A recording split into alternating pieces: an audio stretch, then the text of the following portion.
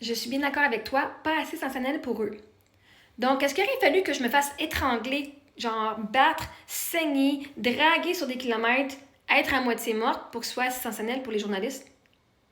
Parce que vois-tu, c'est à cause de ça que les femmes pensent qu'un petit bout de doigt dans le vagin non consenti, que c'est pas une agression sexuelle parce que tout ce qui monte aux nouvelles, c'est juste les grosses affaires sensationnelles.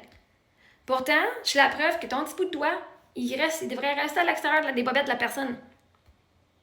Et en montrant plus ces histoires-là, ben les femmes qui vivent des agressions sexuelles auraient moins peur d'aller partager puis d'aller à la police parce qu'ils diraient oui, ça c'est une agression sexuelle, gars, si je l'ai vu. Mais si on fait juste montrer les agressions sexuelles que du sang, puis que la fille est à moitié morte, puis que, OK, ça a tout déchiré, il y a eu de la violence, on apprend quoi au public? Que ces femmes-là, qui n'ont pas eu de violence, mais qui sont faites abuser quand même, ne méritent pas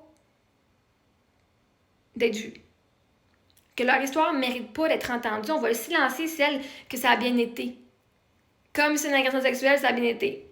En partant, si le doigt n'est pas à bonne place, sans consentement, ça n'a pas bien été. Même si c'est pas une violence. Fait que c'est un petit peu fucking pathétique avec la définition d'aujourd'hui. Des trois définitions, ça fit le texte de pathétique des journalistes comme ça.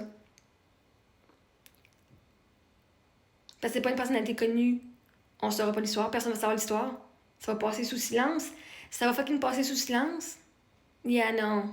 Pas dans mon livre à moi, en tout cas. Watch me, bitch. Pas à toi, je parle, Jess. Mais les autres personnes.